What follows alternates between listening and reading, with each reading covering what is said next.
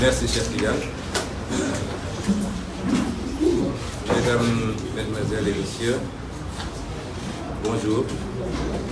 Nous vous remercions d'avoir pris votre temps pour venir couvrir ce présent point de presse que j'anime en présence de plusieurs membres de notre coalition, en l'occurrence Kylian Dieye et Mme Blondine Diop de Avenir du Peuple, Mme Yacine Fall de Def-Lirawar, Monsieur le docteur Diallo Diop Blondin du RND et M. Madiaye Mbodj de Yewwi Askan Wi. Et nous avons l'exquis honneur de porter parmi nous également un doyen qui nous est très cher par rapport au combat qui nous mène et nous pensons que nous le partageons. Il s'agit notamment du doyen Moudignan. Vous me permettrez de saluer tous ceux qui ont fait le déplacement en dehors des journalistes, qu'ils soient militants ou sympathisants, mais de saluer également tous ceux qui nous suivent à travers notamment les réseaux sociaux. J'ai beaucoup entendu que vous aviez exprimé beaucoup de nostalgie à notre endroit. Je puis vous dire que c'est réciproque et que, Inch'Allah, nous reprenons du service après une campagne présidentielle qui a été assez éprouvante. Mais nous reprenons du service parce que la situation nationale également l'exige. Nous avons convié pour donner notre opinion sur une question qui apparemment agite l'actualité, occupe les devants de l'actualité depuis quelque temps. Il s'agit notamment de ce qui est communément appelé le dialogue national. D'emblée, je vous dirais que nous ne participerons pas à cette mise en scène. Nous considérons que c'est une mise en scène non combolex du reste. Nous n'y participerons pas, mais à la place, nous proposons au peuple de dialoguer avec lui. Parce que le véritable dialogue doit se faire de manière permanente avec ce peuple qui souffre, mais qui souffre de l'incompétence, du manque de patriotisme, mais surtout du manque d'intégrité et de probité d'une élite politique. Ce que nous avons vu jusqu'à présent, nous en tirons un certain nombre d'enseignements d'abord, d'aveux tirés de la bouche même du principal instigateur de ce cirque national. Le premier aveu, c'est un aveu d'échec. Un aveu d'échec parce que il nous semble que les Sénégalais ne se posent pas la bonne question. Où est-ce qu'on a vu dans le monde? Où est-ce qu'on n'a jamais vu dans le monde un président qui prétend avoir été élu au premier tour avec 58% des voix se retrouver le lendemain à convoquer un dialogue national qui prend d'ailleurs les allures d'une conférence nationale? Le Sénégal est-il en crise? Le Sénégal est-il en guerre interne ou avec un ennemi extérieur? Le Sénégal est-il en situation de catastrophe? Il faudrait que le principal instigateur, notamment Macky Sall, s'adresse aux Sénégalais pour lui dire quelle urgence il trouve ou quel danger guette aujourd'hui le Sénégal pour qu'il éprouve le besoin d'emmener toute la nation autour d'un supposé dialogue national. J'ai tantôt dit qu'il faut le requalifier en une conférence nationale. Et j'y reviendrai parce que le champ que doit couvrir cet exercice ne laisse absolument aucun domaine de la vie de la nation. Ça veut dire que le Sénégal est dans une crise très profonde. Quand on sort d'une élection qui s'est passée pas normalement ni correctement, mais au moins au lendemain de cette élection-là, il n'y a eu ni insurrection, ni occupation des rues, l'opposition, dans sa totalité, a préféré adopter une attitude politique qui consiste simplement à refuser de légitimer un hold-up électoral, une victoire technique fabriquée de toutes pièces dans les laboratoires du ministère de l'Intérieur. Elle s'en est tenue à cela. Et ce silence de l'opposition avait fini par surprendre, mais pratiquement émerveiller toute la nation sénégalaise, mais également toute la communauté internationale. Mais ce silence était extrêmement pesant pour celui qui s'est autoproclamé vainqueur, puisque son directeur de campagne et ex-premier ministre s'était fendu d'un communiqué la nuit même du scrutin pour se déclarer et se proclamer vainqueur à la place des organes habilités à le faire. Il suppose avoir gagné, il a dû gagner, il a dû présenter au moins un programme aux Sénégalais. Je crois qu'il avait un programme qui s'appelle Liggéeyal Ëllëg. Quand vous sortez d'une élection que vous supposez, vous prétendez avoir gagné de manière écrasante et sur la base d'une offre politique, vous gouvernez. Vous n'avez pas besoin d'amener toute la nation pour leur demander de gouverner à votre place, parce que c'est de cela qu'il est question et je vais y revenir. Où est pendant ce temps le programme qu'il avait vendu aux Sénégalais? Nous considérons d'ailleurs que les Sénégalais doivent désormais parler du gouvernement de Famara Ibrahima Sagna.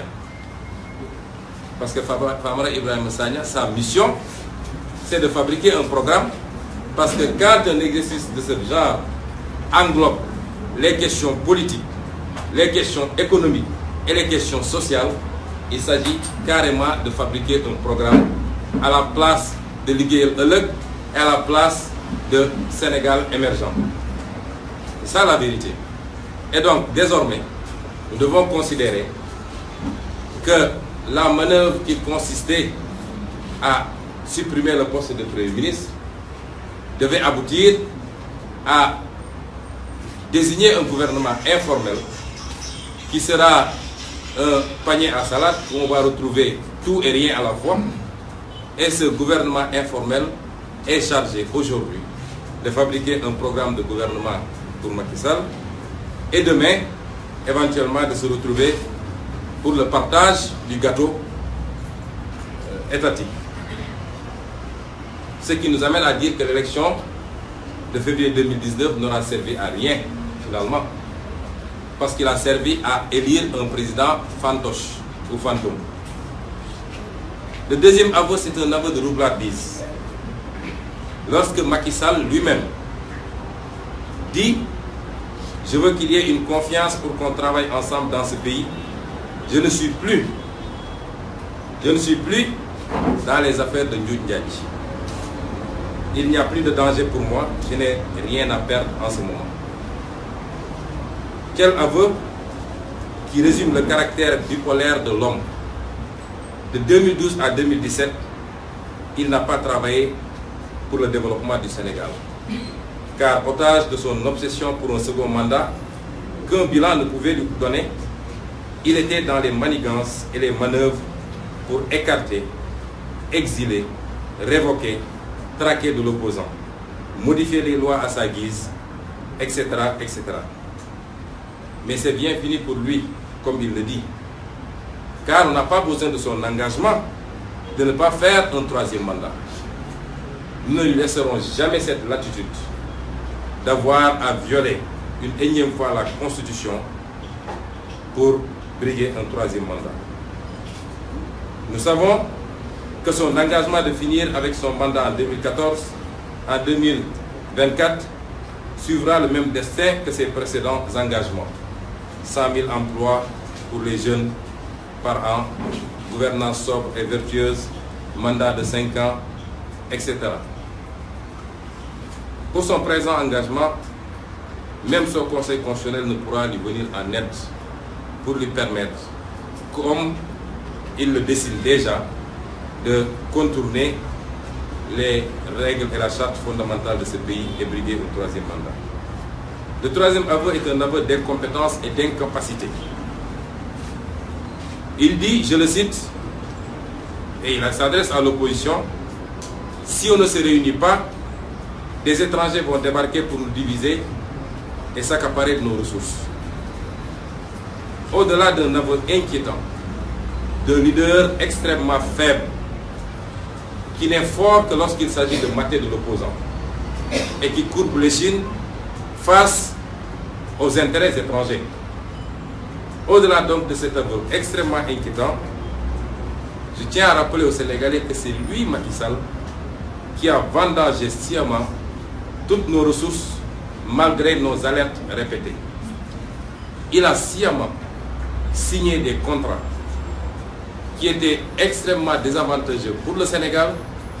Il l'a fait en connaissance de cause et aujourd'hui, il vient vendre aux Sénégalais une soi-disant nécessité de faire bloc, sinon les étrangers vont débarquer pour prendre nos ressources. Ils n'ont pas besoin de venir prendre nos ressources, il leur a déjà livré ces ressources. D'ailleurs, la seule chose que le peuple sénégalais doit lui rappeler et réclamer, c'est sa promesse électorale lors de la campagne de renégocier tous les contrats. Nous étions tous ici quand, lors de cette campagne de février 2019, Macky Sall s'est engagé à renégocier les contrats. Nous savons pertinemment qu'il n'en a pas le courage. Espérons qu'il ne l'attend pas de la commission ou du dialogue qu'il a instauré. C'est lui qui a pris l'engagement de renégocier ces contrats, qu'il avait sciemment signé, qu'il ait le courage de le faire, et je ne vois pas comment une commission qui n'a pas été élue par les Sénégalais peut procéder à la renégociation de ces contrats. Voilà un homme qui n'a pas le courage de ses responsabilités et qui se défausse sous prétexte de la nécessité de dialoguer, qui se défausse sur une commission où on retrouve tout et rien et qui doit être compétent en toute matière. Le quatrième élément, c'est le manque de sincérité de Macky Sall. Voilà un homme qui sera à l'élection présidentielle sans présenter dans son programme politique un projet institutionnel. Après le référendum constitutionnel de 2016, sur ces 15 mesures, après avoir imposé de manière personnelle et unilatérale une réforme de la loi électorale pour instaurer son parrainage, après aussi son passage en force électorale, il décide d'une réforme constitutionnelle qui voit 22 articles de la Constitution être modifiés et avalisés par sa majorité mécanique parlementaire, sans concertation et sans que personne ait pu venir. Pour un homme de dialogue, il avait catégoriquement et systématiquement refusé de nommer une personnalité neutre pour l'organisation d'élections démocratiques et transparentes au Sénégal. Nous nous rapportons tous de son Doumakodef, nous lui réitérons Yahaï. D'où nous dialoguer. Ce n'est pas la peine d'envoyer tous les émissaires du monde. Nous ne sommes pas intéressés par son dialogue. Pour un homme de dialogue, rappelez-vous qu'il avait péremptoirement décidé, le 1er mai, de rompre avec la tradition sociale de concertation en assénant qu'aucune augmentation de salaire ne serait acceptable pour les travailleurs. Jusqu'à preuve contraire, la parole de Macky Sall ne vaut pas un copec. Rappelez-vous de l'engagement solennel de réduire son mandat de 7 à 5 ans. C'est son premier et son deuxième bluff nationaux, parce que le dialogue, on en est au 3e ou au 4e essai, avec les dialogues mornais de 2016 et de 2018, la trahison contre les conclusions des assises nationales et de la Commission nationale de réforme des institutions. Et je suis ébahi de voir des acteurs qui se disent des assises nationales se bousculer au portillon du palais pour aller assister à un dialogue. Qu'est-ce qu'on peut dire dans ce dialogue qu'on a déjà dit dans les assises nationales? Qu'est-ce qu'on peut dire aujourd'hui dans ce dialogue qui n'était dit dans les assises nationales, qui s'était engagé à appliquer du Macky Sall? On est en train de s'amuser avec le peuple sénégalais. On va perdre du temps. On va mettre de l'argent pour satisfaire les desiderata et le projet funeste de l'homme. La Commission nationale de réforme foncière, qui avait déposé ses conclusions, il a mis le coup là-dessus. Les grands messes des assises de l'éducation et de l'administration, on se rappelle, inauguré en grande pompe, il y avait des affiches partout, on va réformer l'administration. On avait mobilisé toute la fonction publique à Diamniadio pendant 4 ou 5 jours. Aujourd'hui, rien. La décision unilatérale de report des élections locales, j'en ai déjà parlé. Alors, comment donner, la liste n'est pas exhaustive, hein, mais comment donner du crédit à cet homme? Vous savez, quand vous avez dans votre propre famille un enfant habitué à raconter des choses, à dire des choses qui ne sont pas conformes à la vérité, est-ce qu'il se lève un beau jour pour vous dire, papa, maintenant j'ai changé? Vous n'allez pas y croire tout de suite. Il faut le mettre à l'épreuve au moins.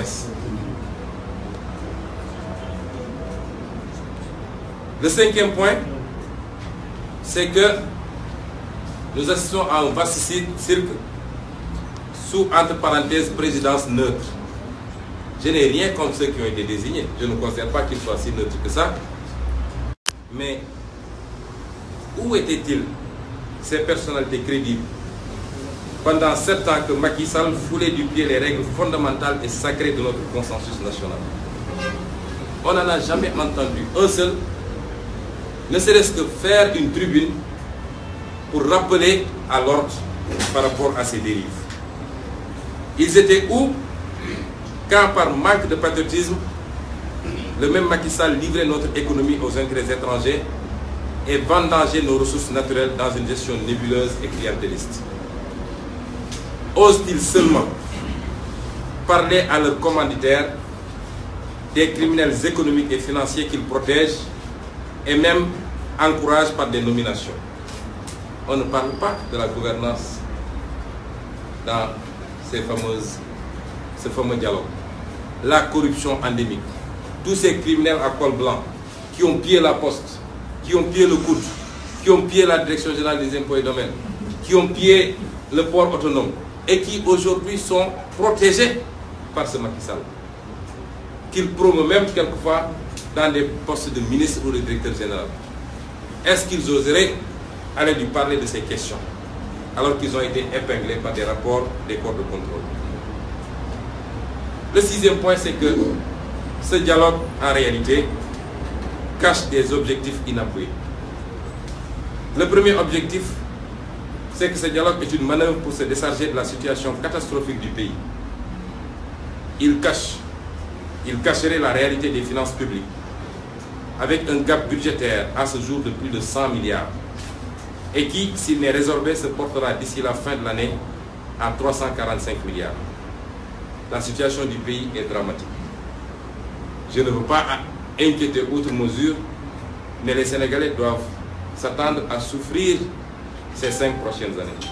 Parce que les choix à la base ont été mauvais et Macky Sall a atteint ses limites. C'est pourquoi il veut se défausser sur un prétendu dialogue et demander à d'autres acteurs d'endosser et d'assumer à sa place.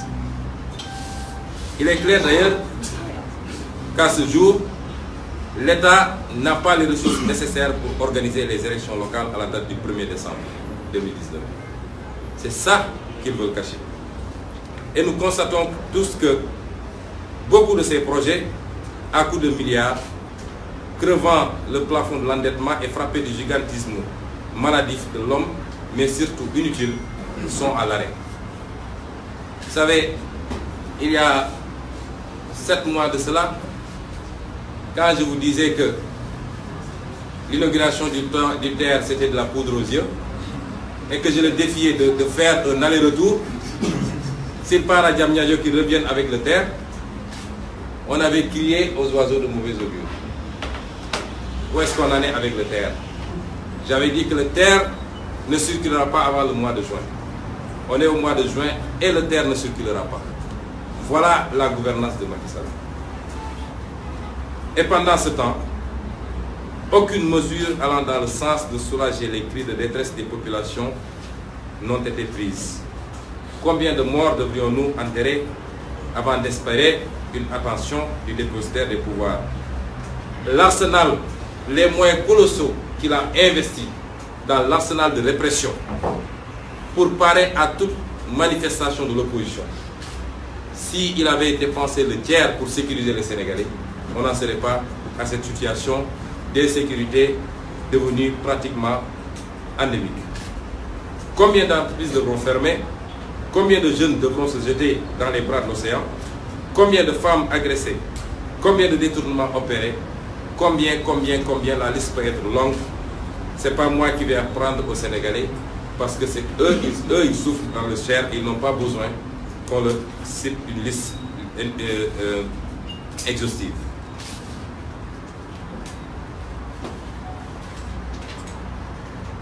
Mais les vrais souverains politiques de la manœuvre, c'est la caution qu'ils cherchent pour obtenir le second report des élections locales après le premier, qui a fait passer la date de juin à décembre 2019.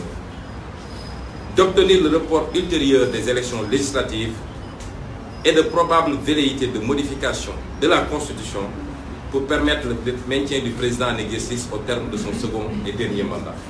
Ça, ce sont les véritables soubassements politiques de toute cette manœuvre. L'autre objectif demeure évidemment l'absolution des crimes économiques de son entourage, qu'il encourage par une impunité, si ce n'est carrément par des promotions ministérielles ou autres directeurs généraux. J'ai rappelé tantôt des cas, ils font légion, et ces criminels à col blanc narguent les Sénégalais en organisant des meetings à coût de 200 ou 300 millions. Le septième point, c'est la duplicité d'une certaine opposition. Et même l'incohérence de cette opposition. Vous ne pouvez pas avoir aboyé il y a quelque temps pour dire que nous ne reconnaissons pas, nous ne légitimons pas, et être les premiers à vous bousculer pour donner du monsieur le président ici, monsieur le président là-bas. Ils sont tous heureux de serrer la main du président.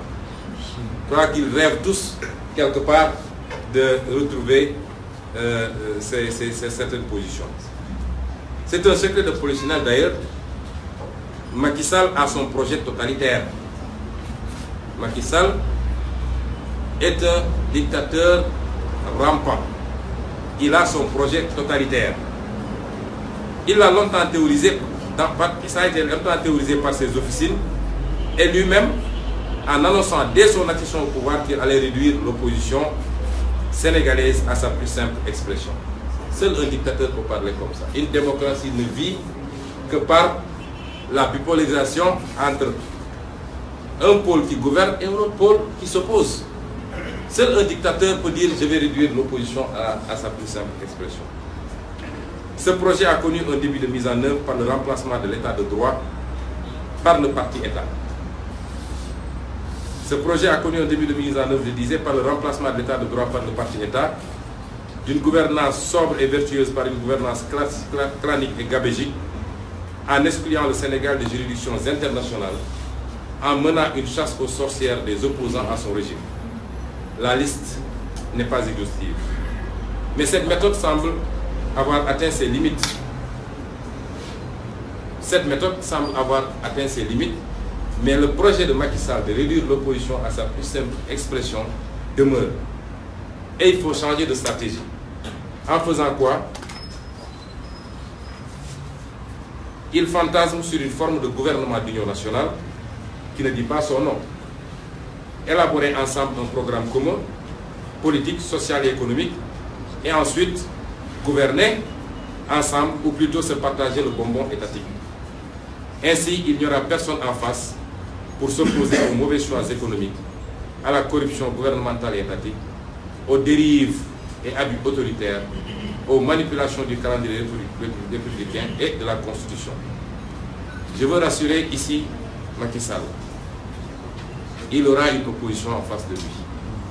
Et une opposition ferme, pour ne pas dire radicale. Ce n'est pas personnel. Nous n'avons rien contre la personne de Macky Sall. Il faut que ce soit très clair. Mais nous avons tout contre sa façon de gouverner, contre sa vision extrêmement limitée C'est lui qui personnalise le débat. Mais le débat n'est pas personnel. C'est lui qui s'est juré de n'avoir jamais une opposition en face de lui. Dès lors que vous dites que je suis contre Macky Sall, il lâche la churme contre vous. C'est des insultes, c'est des diffamations, des affabulations, des mensonges quotidiens. C'est une traque permanente, l'instrumentalisation de la justice. Mais cela ne se verra pas d'une opposition, il aura en face de lui une opposition. Le pouvoir n'est pas éternel, aucun pouvoir ne l'est. Demandez à Omar el-Béchir, quand vous allez dans nos mosquées, nos imams vous parlent de Aïna Firaoun, Aïna Haroun. C'est trop loin. Demandez à al-Béchir, demandez à Bouteflika, demandez à Ben Ali, demandez à Saddam Hussein, demandez. Il quittera le pouvoir. Ça, c'est une certitude. Il ne peut pas réduire l'opposition à sa plus simple expression. Il peut capter une certaine opposition qui n'attendait certainement peut-être qu'un clin d'œil. Chacun a ce qu'il va négocier ou ce qu'il va chercher. Mais il nous aura en face de lui. Nous respectons la liberté de chaque organisation politique dans l'opposition de ses choix. Mais aller au dialogue, soyons clairs, c'est être en collision avec Macky Sall et se livrer à un grand écart qui s'assimile à un reniement, à une forme de ralliement. Celui qui se dit élu au premier tour à l'issue de l'élection présidentielle de février 2019 est supposé l'être suite au programme politique qu'il a présenté aux Sénégalais. Dans un état de droit, après les élections, il n'y a que deux camps politiques. Ceux qui gouvernent et ceux qui s'opposent. J'ai bien dit deux camps politiques. Après, il y a la société civile, après, il y a le citoyen. Mais politiquement, il y a deux camps politiques. Le camp qui gouverne et le camp qui s'oppose. On ne peut pas avoir de camp hybride. Il faut que ce soit très clair. Et chacun maintenant doit faire son choix. On s'oppose ou on est avec Macky Sall. Mais je ne suis pas ici, je ne suis pas là-bas. Ça, c'est se tromper, essayer de tromper le peuple. Dans ce postulat bien simple, de deux camps bien définis, qui se doivent respect mutuel. Et c'est à Macky Sall de respecter son opposition, ce qu'il n'a jamais fait. Dans ce postulat bien défini, les seules concertations imaginables entre le pouvoir politique et son opposition sont d'ordre technique et portent sur les questions politiques et institutionnelles, qui n'appartiennent pas à Macky Sall. Ces prérogatives constitutionnelles ne concernent pas le processus électoral ni la question de nos institutions. Ça transcende sa gouvernance, ça appartient à tout le peuple sénégalais. Et c'est les seules questions qui peuvent faire l'objet de discussion, pas de dialogue. Ça doit faire l'objet de concertation et ça c'est exigé par le calendrier républicain, ça a été fait depuis de nombreuses années. C'est lui qui est venu briser ce consensus. En dehors de ces questions, c'est lui qui a son programme économique, il a son programme social, il n'a qu'à le dérouler et nous on est là pour dire que ça ne marche pas, que ça ne va pas. C'est ça une démocratie. Répondons donc au dialogue de Macky Sall. Ce n'est pas seulement un reniement de la position communément exprimée de refus de légitimation de son mandat au lendemain de l'élection, c'est aussi une décision d'intégrer son gouvernement délégué à la commission dirigée par Famara Ibrahima Sagna. Je tiens à dire que les observations que je fais n'ont rien de personnel, je ne les connais même pas, je ne les ai jamais vues. Je reste sur les principes. Je terminerai par dégager des perspectives et lancer un appel à nos militants, nos sympathisants, de toute la coalition. Nous lançons un appel à la mobilisation et à la vigilance. Nous n'avons jamais accepté et n'accepterons jamais de subir l'agenda nébuleux de Macky Sall ou de qui que ce soit. Le nôtre est bien tracé. Il s'agit de poursuivre et de parachever cette œuvre qui consiste à débarrasser le Sénégal de ses entrepreneurs politico-affairistes et de réconcilier le peuple avec la pratique politique. Cette ligne est claire, nous ne pouvons pas la dissoudre dans des manigances et dans des compromissions. C'est ça notre ligne politique et c'est à cela que nous appelons tous ceux qui croient à notre combat et qui ont été nombreux à voter pour nous. Et encore peut-être beaucoup plus nombreux à n'avoir pas pu voter pour nous. Nous disons que c'est ça notre ligne et nous ne le compromettrons avec rien d'autre et sous aucun prétexte que ce soit. Ni pour la supposée unité d'une opposition, aux objectifs apparemment totalement éclatés, ni pour les beaux yeux de Macky Sall qui est confronté à ses propres limites. Nous y œuvrons et impulsons une cadence soutenue dans les prochaines semaines par la consolidation de la coalition et le renforcement de nos partis respectifs. En ce qui nous concerne, nous, PASTEF, j'en profite pour annoncer que nous nous acheminons vers un grand congrès dans une date qui vous sera communiquée incessamment.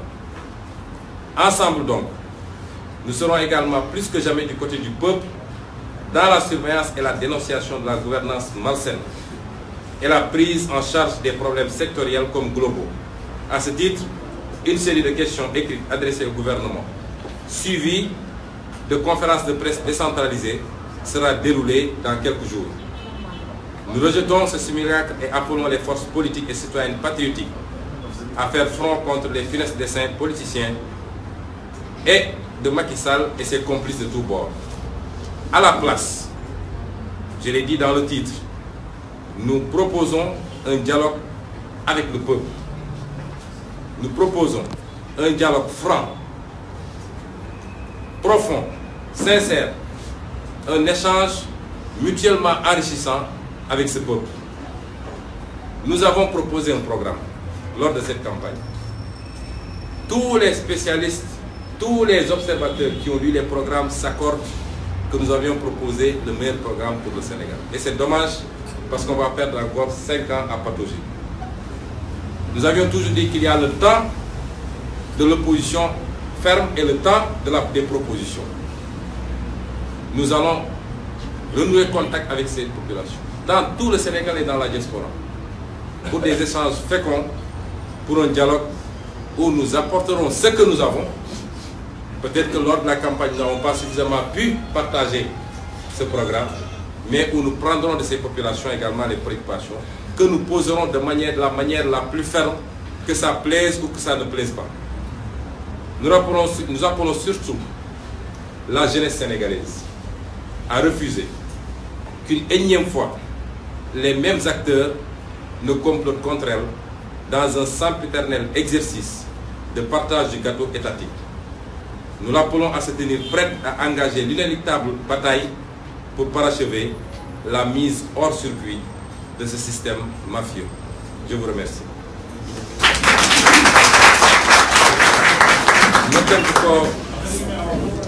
ma tënk ko ci wolof gannaaw bi ñu nuyoo ñëpp jiital ci suñu mbokk journaliste yi nga xam ne bàyyi nañ seen yitte ñëw teew ci tey teg ci ñi nga xam ne ci suñuy soppe lañu suñuy wëlëre lañu ci li ñuy liggéey ci politique bàyyi seen yitte ñoom it ñëw fekke ci conférence de presse bi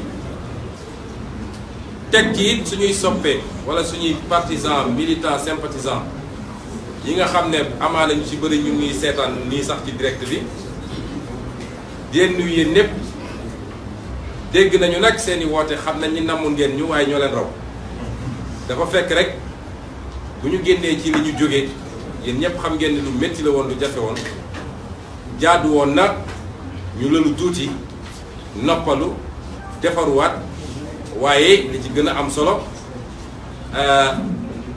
jublu ci nu ñuy organiser waat liggéey bi ba mu gën a ñoŋe noppi gi nag tekkaaral gi nag defe naa bëri na lu mu jaaxal dem na ba Ousmane Sonko bu waxee ñu wax bu waxul ñu wax dégg nañ ci lu ne nag dégg naa sax ñu ne waaw dañoo tëju dañoo daw parce que dañoo ameel ay nit amee nañu kenn fukki dërëm ñoo ngi sant yàlla kenn benn Sénégalais buy jinne sax ameeluñu ko ñoo ngi sant yàlla bu baax a baax a baax parce que ñun def loo mën boo tëddee nelaw ñun loolu la ñuy politique